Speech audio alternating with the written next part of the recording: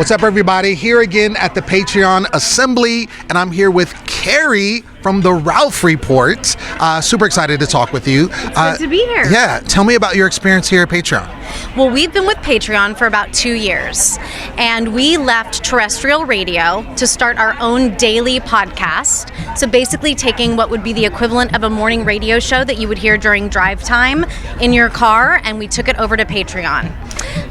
Now tell me why you did that. Well, we did it because terrestrial radio is sort of a dying breed, and also because we didn't want to deal with our content sort of being controlled by corporations and by the FCC. So we knew that we had a way so that we could take our show to an independent source where we could still reach out to our fans and deliver the content that we wanted to deliver in a very creative way where we had complete control over it. And in addition to that, we wanted to bring ourselves closer to our fans. And with Patreon, you can actually do that. You can do that through delivering additional rewards other than just doing your daily podcast.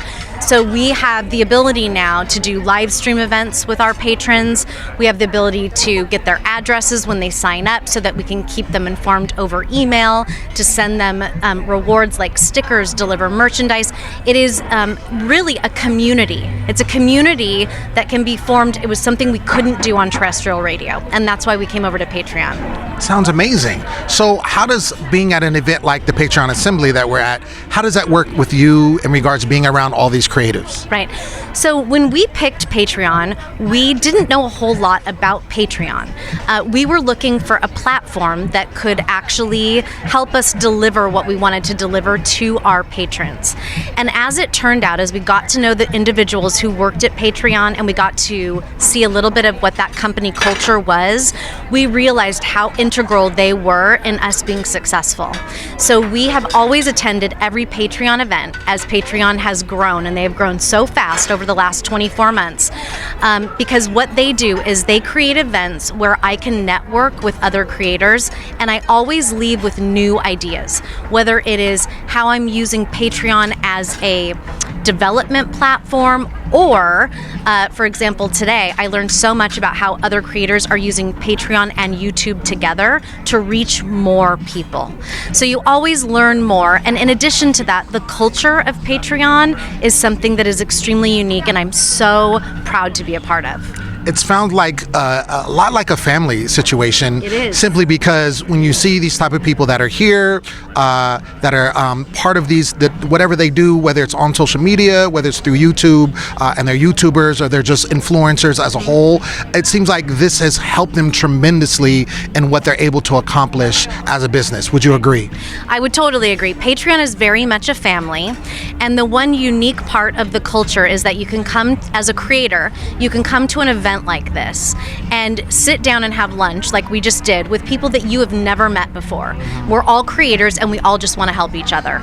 And some of us now are inviting each other to go on each other's shows or on each other's platforms, and we're sharing information. And not everybody on Patreon is just a podcaster. We have art, we have all sorts of different talent, and so it's a really unique world that we get to live in where we can pull from that base and use it to create fabulous content for all the patrons out there on Patreon. That's really dope. I'm really excited because for anything that has to do with, working for yourself and anything that you do as a creative, again, in any platform that you choose, this is something that can help you tremendously grow your business, get out to as many followers as you can, and just help boost that. And I think that's amazing. Talk about your show a little bit and what things you talk about on the show. Sure, absolutely.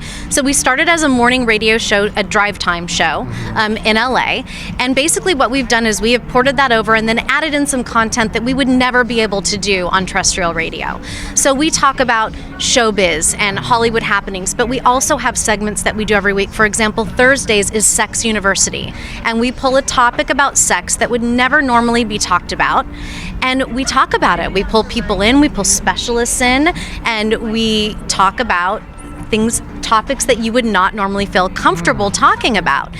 We do a little bit of music where we look at One Hit Wonder Wednesdays, and we go way back into the 70s, and we talk about movies. And we also have a very integrated, the Ralph Report is very much a community. We have about 5,000 people who listen every single day. And sometimes what we'll do, we have a segment that's launching this week that is a riff on The Bachelorette, which you see on television, where we are literally going to do The Bachelorette. We're calling it eGarmony, and we're pulling in all of our listeners, and we're setting them up, and we're sending them on dates. We're flying people from one side of the country to the other to meet each other. We're filming it, and it's really become a community. We do live events where we all get together and have drinks.